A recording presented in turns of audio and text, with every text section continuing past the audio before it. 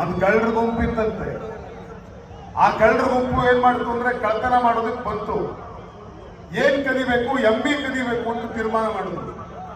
ಆ ಎಮ್ಮೆ ಕದಿಬೇಕು ಅಂತ ತೀರ್ಮಾನ ಮಾಡ್ಕೊಂಡಂತ ಕಳ್ಳರು ಏನ್ ಮಾಡಿದ್ರಂತೆ ಅಂತಂದ್ರೆ ಎಮ್ಮೆ ಕೊಟ್ಟಿಗೆ ಹತ್ರ ಹೋದ್ರು. ಆದ್ರೆ ಎಮ್ಮೆ ಕದಿಬಾರ್ದು ಅಂತ ಹೇಳಿ ಎಮ್ಮೆ ಕತ್ತಿ ಗಂಟೆ ಕತ್ತಿದ್ರು. ಆ ಎಮ್ಮೆ ಕತ್ತಿನ ಗಂಟೆ ಅಲ್ಲಾಡುತ್ತಲ್ಲ, ಆಗ ಕಳ್ಳರನ್ನ ಹಿಡಿದು ಬಿಡ್ತಾರೆ ಜನ. ಹೀಗಾಗಿ ಆ ಕಳ್ಳರು ಏನ್ ಮಾಡಿದ್ರು ಅಂತಂದ್ರೆ ಎಮ್ಮೆ ಕತ್ತಲ್ಲಿದ್ದಂತ ಗಂಟೆನ ಕಳಿಸಿದ್ರು. ಕಳಿಸಿ ಕಳ್ಳ ಕಳ್ಳ ಕಳ್ಳ ಅಂತ ಅವರೇ ಕಿರ್ಚ್ಕೊಂಡು ಈ ಕಡೆ ಕೊಡಿದ್ರಂತೆ. ಆಗ ಜನ ಎಲ್ಲ ಗಂಟೆ ಸದ್ದನ್ನು ಹಿಂಬಾಲಿಸ್ಕೊಂಡು ಈ ಕಡೆ ಓಡ್ತಾ ಇರ್ಬೇಕಾದ್ರೆ ನಿಧಾನವಾಗಿ ಕಳ್ಳರು ಎಮ್ಮೆ ಕಳಿಸ್ಕೊಂಡು ಈ ಕಡೆ ಹೊರಟೋದ್ರು. ನಾನು ಯಾಕೆ ಈ ಮಾತನ್ನು ಹೇಳ್ತಾ ಇದ್ದೀನಿ ಅಂತಂದ್ರೆ ಇವತ್ತು ನಾಳೆ ಚುನಾವಣೆ ಬರುವಂತ ಕಾಲದಲ್ಲಿ ಕೂಡ ಹಳ್ಳಿಗಳಲ್ಲಿ ಜಾತಿ ಧರ್ಮ ಮತ್ತೊಂದು ಮಗದೊಂದು ಅಂತ ಮಾತನಾಡ್ತಾರೆ. ಇವತ್ತು ದುಃಖ ಏನು ಅಂತಂದ್ರೆ ಸ್ವತಃ ಪ್ರಧಾನ ಮಂತ್ರಿಗಳಾಗಿರುವಂತಹ ಶ್ರೀಮಾನ್ ನರೇಂದ್ರ ಮೋದಿ ಅವರೇ ಇದರ ಬಗ್ಗೆ ಮಾತನಾಡೋದು ಶುರು ಮಾಡಿದ್ದಾರೆ. ಮೊನ್ನೆ ಮೋದಿಜಿಯವರು ಮಾತಾಡ್ತಾ ಒಂದು ಮಾತು ಹೇಳ್ತಾರೆ. ಏನ್ ಹೇಳ್ತಾರೆ ಅಂದ್ರೆ, ನೀವು ಕಾಂಗ್ರೆಸ್ ಅಧಿಕಾರ ಕೊಟ್ರೆ ಮತ್ತೆ ನಿಮ್ಮ ಮನೆ ಹೆಣ್ಮಕ್ಕಳ ಮಾಂಗಲ್ಯವನ್ನ ಕಿತ್ಕೊಂಡು ಬಿಡ್ತಾರೆ ಅಂತ ಮಾತನಾಡ್ತಾರೆ. ಆದ್ರೆ ನಾನು ಹೇಳೋದಕ್ಕೆ ಬಯಸ್ತೀನಿ, ಪ್ರಧಾನ ಮಂತ್ರಿಗಳೇ, ನೀವು 10 ವರ್ಷದಿಂದ ಈಚೆಗೆ ಅಧಿಕಾರಕ್ಕೆ ಬಂದಿದ್ದೀರಿ. ಆದ್ರೆ ಸ್ವಾತಂತ್ರ್ಯ ಬಂದು 74 ವರ್ಷಗಳಲ್ಲಿ ಕಾಂಗ್ರೆಸ್ ಸರ್ಕಾರ ಬಡವರ ಪಾಲಿಗೆ ಎಷ್ಟೆಲ್ಲ ಕೊಟ್ಟಿದೆ ಅಂತಂದ್ರೆ ನಮ್ಮ ಮನೆ ಹೆಣ್ಣು ಮಕ್ಕಳ ಮಾಂಗಲ್ಯವನ್ನ ಗಟ್ಟಿ ಮಾಡುವ ಕೆಲಸ ಮಾಡಿದ್ದು ಇದೇ ಕಾಂಗ್ರೆಸ್ ಅನ್ನೋದು ಕರ್ನಾಟಕದ ಮತ್ತು ಇಡೀ ದೇಶದ ಹೆಣ್ಣು ಮಕ್ಕಳಿಗೆ ಗೊತ್ತಿದೆ.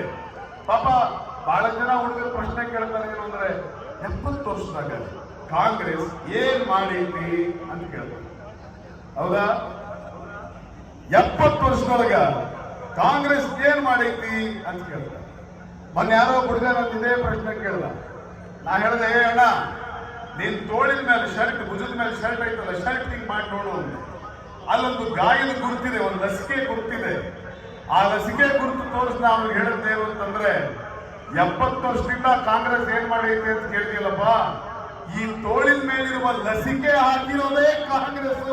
ನಿನ್ನ ಪ್ರಾಣ ಉಳಿಸೈತೆ ಕಾಂಗ್ರೆಸ್, ನಿನ್ನ ಪ್ರಾಣ ಉಳಿಸೈತೆ ಕಾಂಗ್ರೆಸ್. ಇವತ್ತು ನೀವು ನಿಮ್ಮ ಮನೆಗಳಿಗೆ ಹೋದ್ರೆ ನಿಮ್ ತಂದೆ ತೋಳನ್ನು ತೆಗೆದು ನೋಡಿ, ನಿಮ್ ತಾಯಿ ತೋಳನ್ನ ನೋಡಿ, ಅಲ್ಲಿ 2 ದೊಡ್ಡ ಗುರುತಿರುತ್ತೆ. ಅದನ್ನ ಹಾಕ್ತವ್ರು ಯಾರು ಅಂದ್ರೆ ನೇ ಕಾಂಗ್ರೆಸ್ನವರು.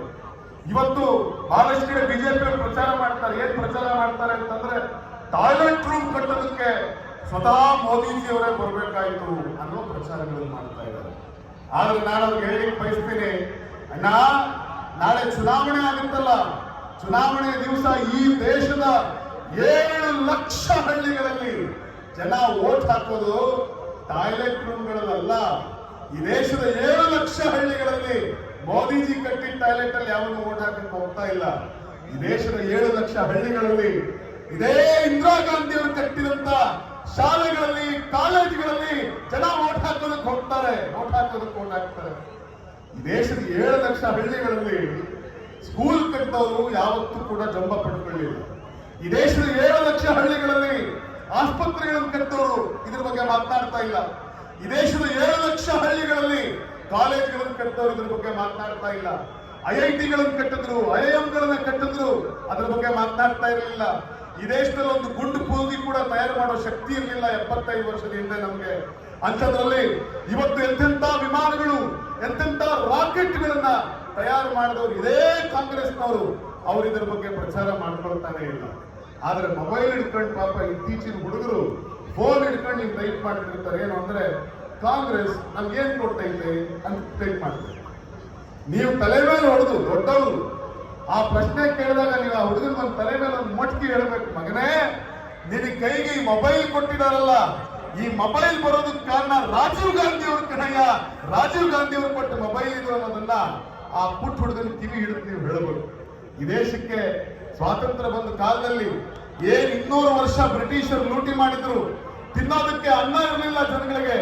ಅಂತ ಕಾಲದಲ್ಲಿ ಜನಗಳಿಗೆ ಅನ್ನ ಕೊಡಬೇಕು ಅಂತ ಹೇಳಿ ಹಸಿರು ಕ್ರಾಂತಿ ಮಾಡಿದವರು ಇದೇ ಕಾಂಗ್ರೆಸ್ನವರು. ಬಡ ಮಕ್ಕಳಿಗೆ ಹಾಲು ಕೊಡಬೇಕು ಅಂತ ಹೇಳಿ ಕ್ಷೀರ ಕ್ರಾಂತಿ ಮಾಡಿದವರು ಇದೇ ಕಾಂಗ್ರೆಸ್ನವರು. ಹೀಗೆ ಕಾಂಗ್ರೆಸ್ ಇಡೀ ದೇಶ ತುಂಬಾ